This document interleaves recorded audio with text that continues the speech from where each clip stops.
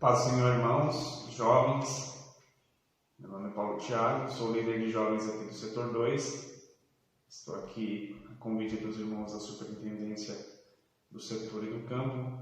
Eu quero agradecer aos irmãos, Deus abençoe os responsáveis, os líderes da superintendência da escola dominical do campo de Jundiaí. Quero agradecer ao nosso pastor Ezequiel Soares, ao nosso pastor setorial, pastor Manuel, nosso pastor José Almeida, o pastor da nossa congregação aqui no Parque Centenário.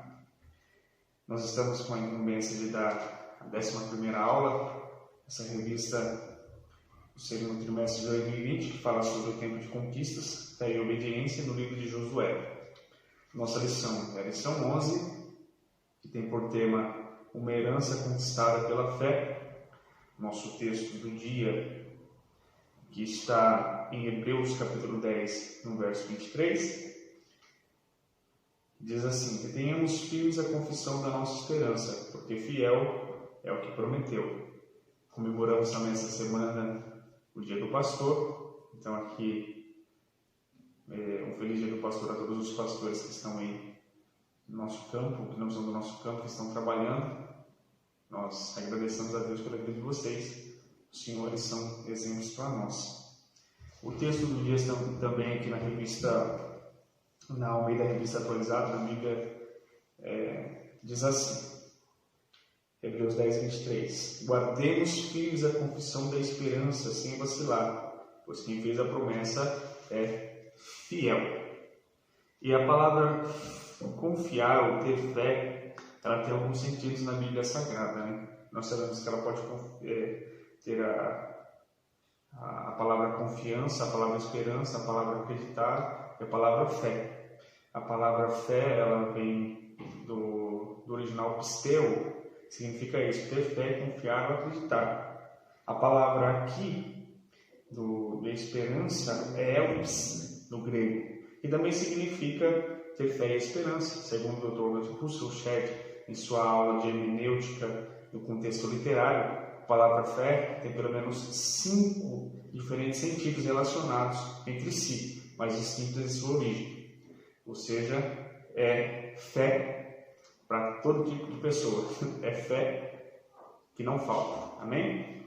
A síntese diz assim: Deus sabe como recompensar a fidelidade de seus servos. Aqui tem os textos durante a semana, os textos bíblicos. E a introdução da nossa revista eu dividi em 4 partes. A primeira parte da introdução, Deus alerta Josué sobre a divisão das terras, pois seus dias estavam se findando. E é interessante que quando Deus fala para Josué sobre as terras, Josué também devia ter se apegado a um detalhe. Moisés, quando subiu ao monte e deixou Josué como seu sucessor, Moisés ele preparou um sucessor. E Josué, agora avisado que seus dias estavam se findando, Deus fala para ele separar as terras, distribuir as terras. Ele também devia ter separado um sucessor, mas ele não se ateve a isso. Então a primeira parte da nossa introdução vai falar sobre o alerta de Deus a Josué. A segunda parte, com as divisões, Deus cumpre a promessa feita aos patriarcas. Lembra de Gênesis 12, 12? Deus fala para Abraão: sai da tua terra e da tua parentela e vai para a terra que eu te mostrarei. Então, Deus faz uma promessa ali, começa em Abraão, Isaac e Jacó, e de José para frente são os continuadores da promessa. Então, nós vemos que as tribos são os continuadores da promessa, uma promessa feita lá atrás aos patriarcas. Terceira parte da introdução, Deus proíbe que seu povo faça aliança com os demais povos, como também a transferência de uma terra para outra tribo. Uma tribo não podia doar terra para outra. Deus ele faz esse alerta, não é porque Deus é mau, é porque Deus queria evitar alguns problemas, porque os povos que viviam naquelas terras eram povos pagãos e adoravam outros deuses. Então Deus queria evitar que as práticas do paganismo adentrassem dentro do povo, sabendo que o povo já tinha ficado 40 anos no deserto e passado mais esse período, agora esperando a divisão da terra, que as práticas do Egito, os cultos aos deuses estranhos, não voltassem no meio do povo. A gente vai ver que muitas vezes o povo pecou, porque hoje os judeus não têm mais esse problema. Eles adoram apenas a um Deus. Mas antigamente, eu acho que de tanto eles apanharem, acabaram aprendendo que há somente um Deus. E aí entra em outro problema, que alguns não aceitam a Cristo como o Cordeiro, o Filho de Deus, mas isso é uma outra aula, mas para vocês verem como ficou na cabeça deles enraizado isso, que não existe outro Deus. Eles antigamente adoravam qualquer prática de paganismo, chamavam a sua atenção, e algumas práticas envolviam sacrifícios humanos, sacrifícios de crianças, e Deus não se agradava disso. Por causa desta prática, Deus agora proíbe que haja trocas de terra, cada tribo com a sua terra, e os povos que ali habitassem teriam que ser expulsos. Se a gente for parar para pensar e ler no livro de Josué, que é um livro histórico, com um contexto histórico muito rico e pesado, muitas guerras, você vai ver que alguns teólogos chamam o livro de Josué de um livro sangrento, mas é porque o povo estava entrando em uma terra e essa tomada era à força. Se a gente for lembrar de Jericó, Raabe, ela vai falar para os espias: eu tenho ouvido sobre o seu Deus, o que ele tem feito com os exércitos por aí. Então meu coração tremeu e eu quero fazer uma aliança. Por quê? Porque Deus dava a vitória para o seu povo tinha que lutar. Então essa prática Deus queria abolir do meio do povo, e para não se repetir erros, Deus queria que o povo se atentasse para esse detalhe, mas a gente sabe que o povo não se atentou, e foi um dos pecados do povo de Deus se misturar e pecar. Na quarta parte, Deus encoraja o seu povo a se manter atentos e revestidos até a conquista total de esperança, ou seja, Deus vai falar para o seu povo não ficar disperso, ficar sempre atento e com a armadura de guerra se possível. Na quinta parte, o autor vai aplicar para os nossos dias, amém? Ele vai usar aqui um texto de Efésios, capítulo 6, verso 11 e 13, amém? E ele aplica para as nossas vidas. O primeiro tópico da nossa lição é a divisão do sul de Canaã. O primeiro subtópico diz assim: a partilha da terra conquistada. Josué recebeu a missão de conquistar Canaã e partilhá-la entre as tribos. Josué capítulo 15, verso 6. Os anos foram passando, ele foi envelhecendo, então o Senhor determinou que fizesse logo a divisão das terras conquistadas, bem como das partes ainda assim subjugadas. É preciso que cada pessoa entenda o tempo certo de começar e o de parar. Amém? Então a gente precisa entender, nós que estamos na fase de jovens, eu já nem tanto, já passei um pouco disso, mas existe um tempo determinado para todas as coisas, não é isso que diz a Bíblia, no livro de Eclesiastes, que existe um tempo para todo o propósito debaixo do céu. Então, a gente precisa entender que há um tempo da gente começar e há um tempo da gente terminar. Há um tempo da gente ir e há um tempo da gente voltar. Então, Josué agora, ele está percebendo, com a ajuda de Deus, que o seu tempo está passando. E ele não havia ainda feito aquilo que lhe foi proposto. Nessa idade que os jovens ainda estão, os adolescentes, uma dúvida que paira na cabeça muitas vezes é: qual é o meu chamado? O que eu devo fazer e como eu devo começar? É importante você fazer um propósito com Deus e perguntar para Deus o que você pode fazer. Você pode fazer uma análise crítica de você mesmo. Se você não canta bem, não se sente confortável cantando, então o seu chamado não é cantar. Se você se expressa bem, se você fala bem, se você entende bem da Bíblia, se você pega fácil os pensamentos, você pode ser um professor. Se você tem uma autoridade, você sente que você pode ministrar uma palavra, você pode pregar, você pode ser um pregador. Agora, se você não consegue ensinar, se você não consegue pregar, mas tem uma voz bonita, você pode cantar. Você não canta bem, você não prega bem, você não ensina bem, mas sabe tocar, é uma chamada. Deus pode te usar nisso. Qualquer área que nós quisermos trabalhar, há um espaço para nós. É importante apenas não perder tempo. É começar. Quanto mais cedo começar, melhor. É muito ruim a gente olhar para trás da nossa vida e ver que a gente perdeu tempo. Quantas pessoas lamentam hoje o tempo perdido? Quantas pessoas que aceitam a Jesus, e começam a fazer a obra e falam: se eu soubesse que era assim, eu teria começado antes. Então, por isso é importante a gente já detectar que área eu vou ficar, o que eu vou fazer e quando eu devo começar. Amém? Não perder tempo. é preciso que cada pessoa entenda o tempo certo de começar e de parar. Assim Josué, no arraial de Gilgal, começou dividindo os reinos do sul, Josué capítulo 10, os quais ficaram com Judá. Em seguida distribuiu o território conquistado no norte de Canaã, aos filhos de José, Efraim e Manassés. Mais para frente a gente vai falar sobre Efraim e Manassés. Aí você pode perguntar, mas por que Efraim e Manassés entraram no lugar de José? A gente precisa ir para a Bíblia Sagrada. Se a gente for atentar no livro de Gênesis, capítulo 48, verso 5, quando Jacó está à beira de sua morte, ele vai chamar José, e lembrando que José havia dado o direito de primogenitura a José, Jacó havia dado esse direito a José. Então agora Jacó vai chamar José para o abençoar e vai falar: agora os seus filhos são meus. Isso é simbólico, isso é profético, que Jacó está fazendo com os seus netos, agora chamando de filho. Então, se a gente for parar para pensar, a tribo de Efraim e de Manassés, muitas vezes na Bíblia vai aparecer como os filhos de José. Então, ou seja, se for parar para pensar, José não perdeu a tribo, ele ganhou duas, né? Focalizados nos seus filhos, nos nomes dos seus filhos, Efraim e Manassés. Quando esse território ele é distribuído, e esses nomes são dados a eles, por que a gente pensa assim, por que Levi também não conseguiu uma tribo, não ganhou uma tribo? E a gente vai falar isso também mais para frente um pouquinho. O segundo subtópico diz assim: a herança de Judá e de Caleb. Judá era poderoso entre os irmãos, e dele viria o Salvador. Se a gente olhar para a Bíblia Sagrada, no livro de Mateus, capítulo 1, do verso 1 ao 6, no livro de Lucas, capítulo 3, do 31 ao 34, vai apresentar Jesus como o leão da tribo de Judá.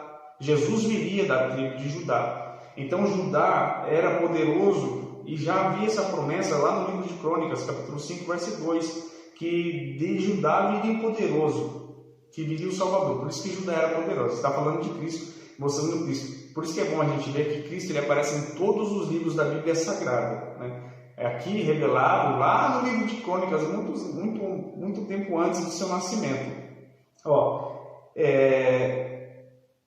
Judá ficou com a primazia, recebendo os territórios ao sul. Dentre os de Judá havia um herói nacional chamado Caleb. A história de Caleb é muito interessante porque Caleb, no texto bíblico de Josué, capítulo 14, do verso 6 ao 10, ele vai terminar assim, E agora, eis que o Senhor me conservou em vida, como disse, 45 anos há agora, desde que o Senhor falou esta palavra a Moisés, andando Israel ainda no deserto. E agora, eis que já hoje sou da idade de 85 anos. Quando se acabasse apenas aqui, a gente ia falar assim, ele está falando que ele é um velho. Mas ele vai falar assim: eu ainda tenho forças para ir para a batalha e para voltar da batalha. Então aqui ele está pedindo a sua terra. Ele vai chegar para Josué e vai falar assim: eu quero a terra. Eu entrei com você para espiar a terra, eu mereço também essa terra. Então eu quero aquilo que é meu por herança. Dá-me a minha terra. Caleb ele teria sido sorteado com um monte, sem dúvida, mas ele preferiu fazer o pedido para demonstrar aos outros que o mais importante não era a terra em si, mas a promessa de Deus. Se a gente parar para pensar, quando Josué e Caleb entram com os espias na terra, eles vão trazer os pontos positivos, e os espias vão trazer os pontos negativos. Se a gente olhar os pontos positivos que eles trazem para Moisés, ele vai falar: olha, os cachos de uva são gigantes, uma pessoa só não consegue levar, precisa de mais de uma pessoa, é uma terra que manda leite e mel, uma terra muito boa. Então ele vai falar: eu quero essa terra, eu lutei por ela, eu sofri por ela, eu quero que, meus irmãos, não é errado a gente desejar algo, a gente pedir algo para Deus, não é errado. O que é errado é a gente trocar isso que é material pelo que é espiritual. Se a gente for aplicar essa palavra de Caleb na nossa vida, Caleb ele esperou por 40 anos para receber algo da parte de Deus, uma promessa de Deus. Então não é errado, se Deus te fez uma promessa, jovem, Você falar para Deus: Deus, cumpra a sua promessa na minha vida, faça na minha vida o que o Senhor falou, eu quero, o tempo está passando, quem sabe você não tem nem 18 anos de idade ainda, mas já pensa nisso, ou quem sabe você já está beirando os 30 e está falando: Jesus, eu quero minha Rebeca, ou a menina está falando: Jesus, eu quero meu José, me ajuda, quero meu Isaac. Mas não é errado pedir, falar para Deus: lembra de mim, da promessa que o Senhor fez. E Caleb, a diferença dele é que ele teve essa perseverança e os seus olhos não esmoreceram, ele não se cansou, ele esperou e ele viveu aquilo que Deus prometeu. A importância de ser fiel, né? Não é o que a Bíblia fala, ser fiel até a morte. Aqui está falando de bênçãos espirituais, dar-te-ei a coroa da vida. Mas aqui Caleb foi fiel até o fim de seus dias, e já com 80 anos ele conseguiu receber da parte de Deus aquilo que ele almejava.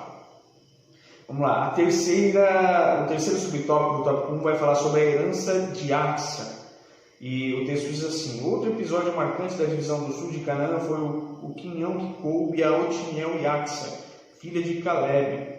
Esse fato serve para mostrar que devemos lutar por nossos ideais. Otiniel significa leão de Deus. Otiniel significa leão de Deus. Ele vai aparecer também no livro de Juízes, no capítulo 1, verso 13, e depois no capítulo 3, verso 9. E Otiniel foi um dos juízes de Israel. Quando Josué morreu, Deus levantou juízes e Otiniel foi um desses juízes. Ele vai aparecer primeiro no livro de Juízes, no capítulo 1, no verso 13, quando Caleb vai pedir que alguém se manifeste e derrote os inimigos, e ele daria a mão de sua filha em casamento. E Otiniel, que significa leão de Deus, um jovem, se levanta e fala: eu vou. Depois ele aparece como um dos juízes, e a Bíblia diz que Deus o tomou entre os seus irmãos e o capacitou. Deus o ungiu para liderar e para guerrear. Então perceba, Deus fez dele um leão, porque leão, onde ele está, é ele quem guia, é ele quem controla, ele é o conhecido como rei da selva. Então perceba que Deus tomou Otiniel, um leão de Deus, e fez dele um conquistador. Aí o texto continua assim: esse fato serve para mostrar que devemos lutar pelos nossos ideais. Axa foi dada como esposa ao jovem Otiniel. Ele viria a ser juiz em Israel após a morte de Josué. Axa vai chegar para Caleb e vai falar assim: pai. E Caleb vai falar assim: o que foi? O que você precisa? E já não te dei o que você precisava? Ela falou assim: pai, não, você me deu terra seca. Eu quero fontes de água.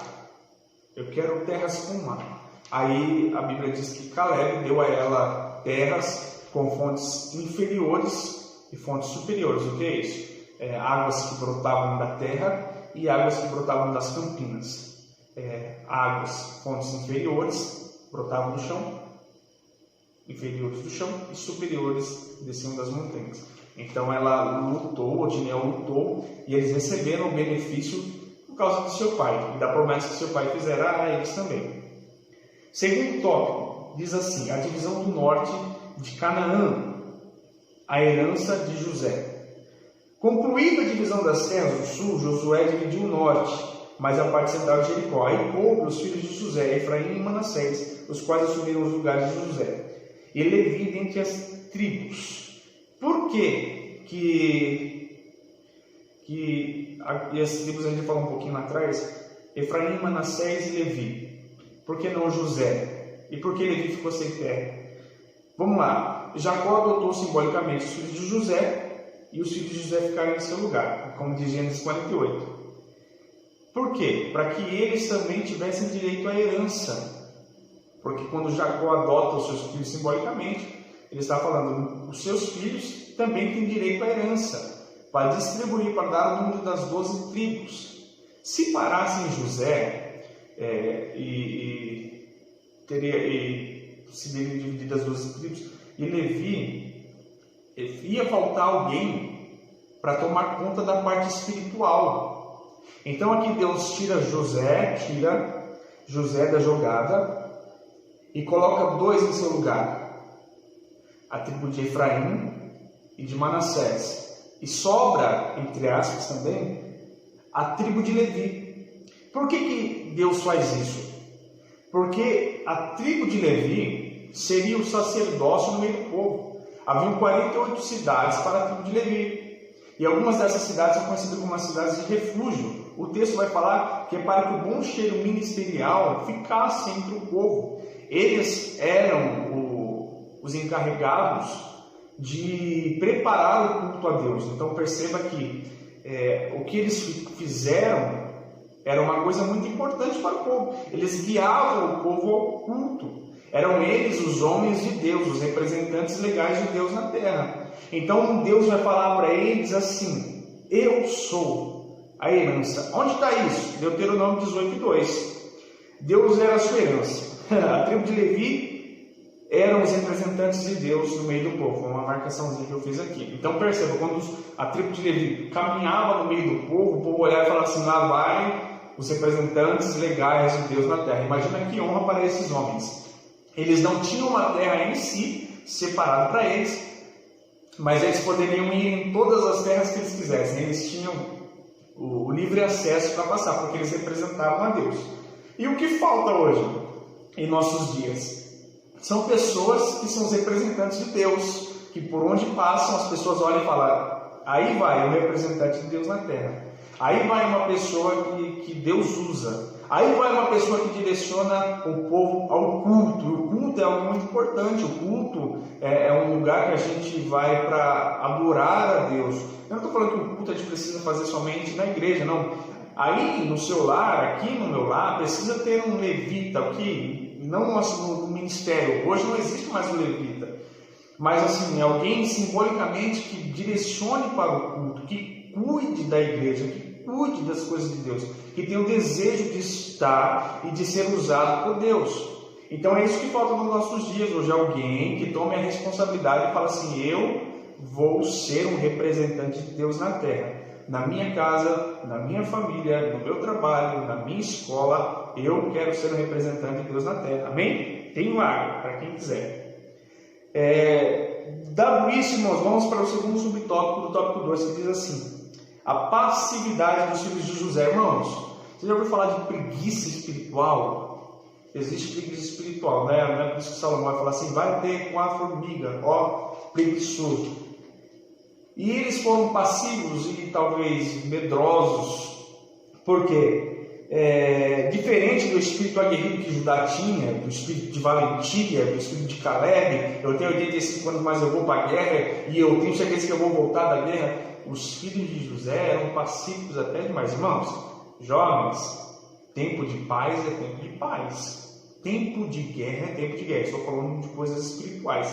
Em tempo de batalha espiritual, nós não podemos vacilar. Não dá para ficar dormindo. Se a gente for voltar for para o livro de Neemias, a gente vai ver que os homens seguravam a colher de pedreiro com uma mão e a espada com a outra, trabalhando aqui com a espada aqui, sem vacilar. Por quê? Porque eles não queriam ser pegos desprevenidos. E na introdução a gente já não falou sobre isso. Deus já não havia alertado o povo que era para ficar atento até a conquista final da terra. Por quê? Corria perigo de o povo ser atacado. E se a gente for olhar a história de Israel, durante aí a parte final do século passado, desde o 14 de maio de 48, quando Israel, por causa do golpe de Minerva de Oswaldo Aranha, Israel é constantemente atacado de surpresa. E a gente vai ver que uma coisa é ser atacado de surpresa sem estar esperando. Então nós vamos ver que Deus dá o livramento para Israel durante 3 vezes que Israel foi atacada e cercada, depois de receber o voto para ser reconhecido como nação na ONU. Deus dá o livramento para Israel. Depois nós vamos ver a guerra de 6 dias, que Israel é atacado e tem que reagir rapidamente, e consegue reagir. E depois, na guerra de Yom Kippur, que o povo estava festejando Yom Kippur, estava despreparado e agora vai ser cercado pela Jordânia, pelos soldados inimigos, e até os Estados Unidos se oferece para ajudar. Aí é diferente, eles não estavam esperando ser atacados. Por quê? Eles estavam comemorando algo sagrado, eles tinham acabado de ser considerados como nação. Aí é uma coisa, não estão esperando, era um tempo de paz. Mas se nós formos puxar para o nosso dia, aplicar, e a lição é importante por causa disso, nós temos que aplicar para a nossa vida. tempo de guerra espiritual não é tempo de vacilar. É Efésios 6, revestidos de toda a armadura de Deus. Estar esperto para não cair. Mas os filhos de José eram vacilando demais. A promessa de Deus era para entrar na terra, para expulsar os inimigos e tomar a terra. Mas eles não fizeram isso aí não. Vamos ver o que aconteceu. Eles vão chegar para Josué e vão falar: o que está acontecendo? Tem um monte de gente lá, nosso povo é grande, e então os inimigos lá, faz alguma coisa. Não sei se eles queriam que Josué convocasse o povo para ir lá brigar por eles. Sabe aquele irmãozinho pequeno que arruma briga e vai chamar o irmão mais velho para resolver? Efraim e Manassés estavam assim. Deus falou para eles: vai. Mas eles não queriam não, tá com medo. Aí eles vão chegar para Josué e vão reclamar para Josué. Josué vai falar para eles assim: não fiquem reclamando, façam alguma coisa. Então existem alguns momentos na nossa vida que a gente precisa ter uma ação, tomar uma atitude, tomar uma postura. Você vai completar 18 anos, vai completar 19 anos, sei lá. Mas a gente vai ficar esperando do pai e da mãe até quando?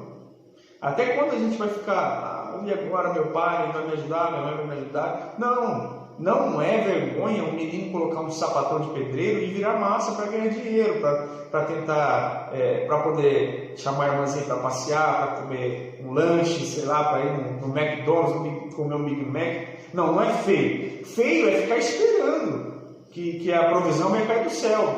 E é isso que Efraim e Manassés estavam fazendo, esperando a provisão. Aí Josué vai falar: vocês estão murmurando. Vai, pega a espada, expulsa o povo daí, ou vai para o bosque. Se vocês são grandes assim, corta a madeira lá, faz alguma coisa. Se vocês não querem expulsar os inimigos daí, vão para o bosque, limpar a madeira, e lá vocês fazem o seu acampamento. Mas isso aí também não queria. Aí já é demais, né, irmãos?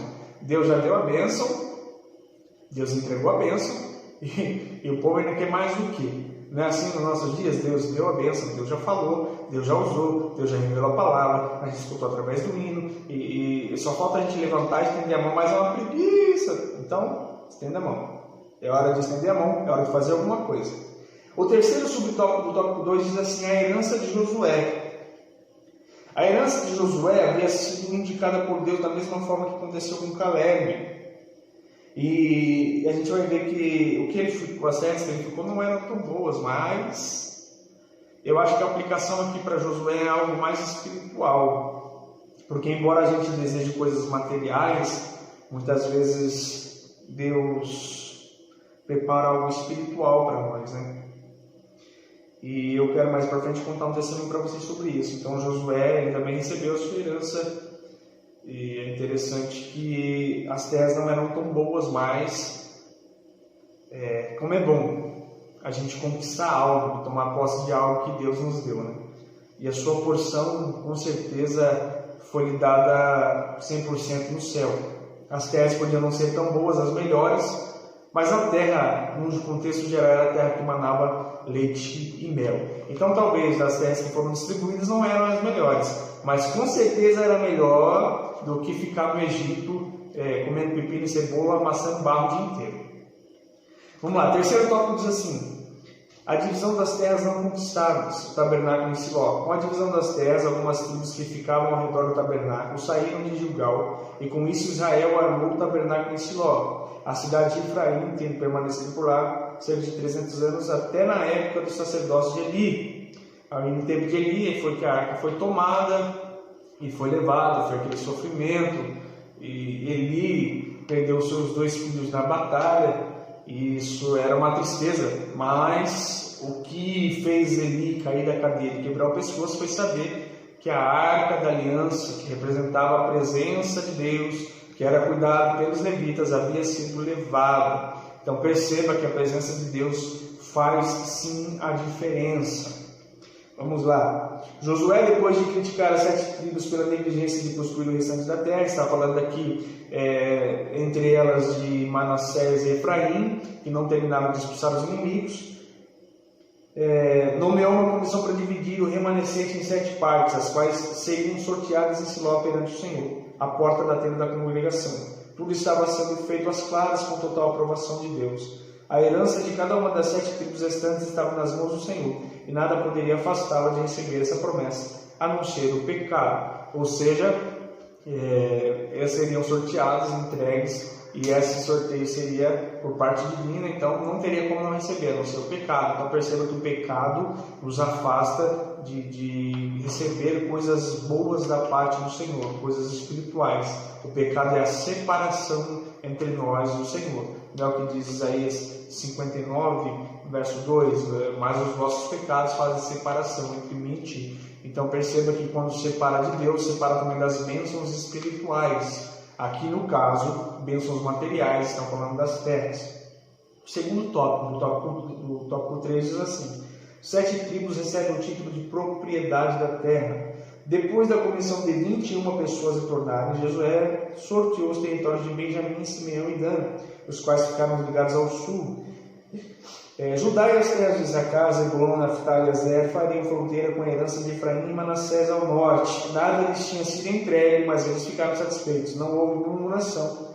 Por quê? Por causa da fé no cumprimento de todas as promessas. Lembra que a gente falou? Fé, confiança, esperança, aguardar. Então eles sabiam disso. Os descendentes de Dan herdaram uma pequena porção da terra, mas não se acovardaram ou murmuraram. Subiram e conquistaram. Então Dan, das tribos, foi a que recebeu a menor parte, já assim, como posso dizer, limpa. Então o que eles fizeram? Subiram e limparam o território, tiraram todos os inimigos, afastaram os filisteus. E interessante que da tribo de Dan depois vai aparecer um homem por nome de Sansão, e esse foi terrível para os filisteus, né? Deu muito prejuízo para os filisteus. Então a lição vai falar assim: o cristão, como os danitas, devem aprender a transformar as dificuldades em oportunidade. Amém? Então Deus não está te dificultando, Deus está te aprimorando, te dando oportunidades. Terceiro subtópico diz assim: a herança da tribo de Levi. Deus chamou a tribo de Levi para que exercesse o santo sacerdócio, mas nunca lhe prometeu riquezas materiais, apenas disse que ele seria sua herança. Então vai querer mais o quê? Eu sou a sua herança. Estamos prontos? É a pergunta que eu vou fazer. Estamos prontos para trocar as bênçãos materiais pelas bênçãos espirituais? Estamos prontos para trocar o terreno pelo celeste? Estamos prontos para trocar a riqueza pela presença? E aqui eu quero contar um testemunho de algo que eu vivenciei há algum tempo atrás. Eu me lembro que eu estava na igreja, Deus usou um pastor que veio de fora, e a mocidade estava com um propósito de oração, e a gente entregou nesse dia no culto. E quando o pastor começou a orar, e aquele negócio de chamar os jovens para frente para orar, o pastor, Deus como pastor, ele começou a falar do propósito de cada um, sem saber o que estava acontecendo.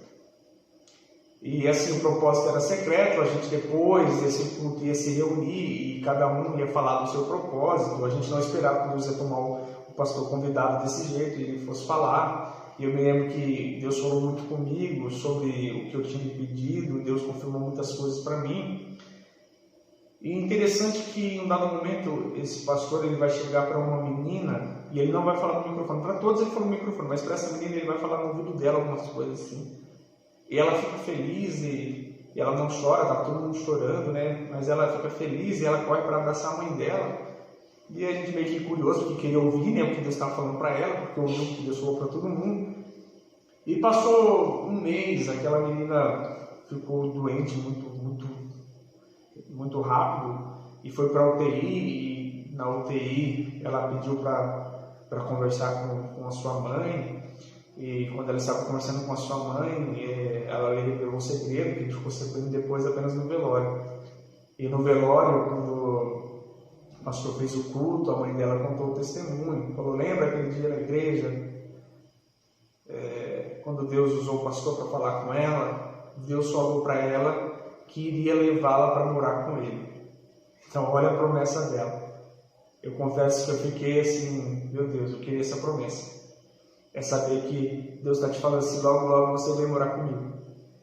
É triste para quem fica, foi muito emocionante o velório, mas ela ficou feliz. Porque talvez o propósito dela a gente não sabia, mas ela já estava doente há muito tempo, ela já lutava contra uma doença.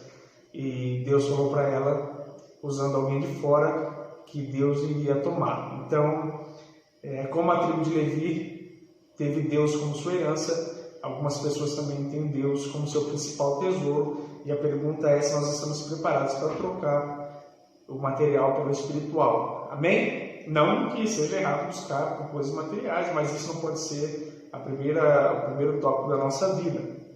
Conclusão.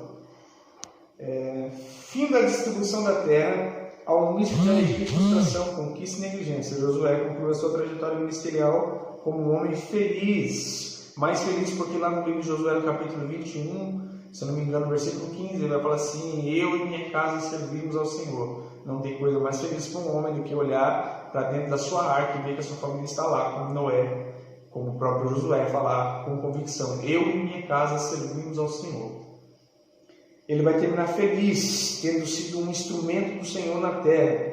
Na vida, nem tudo ocorre como se planeja, mas é certo que Deus nunca perde o controle dos fatos e da história. Então, nós podemos pensar que saiu do nosso controle, mas Deus nunca perde o controle da situação. Amém? Deus abençoe.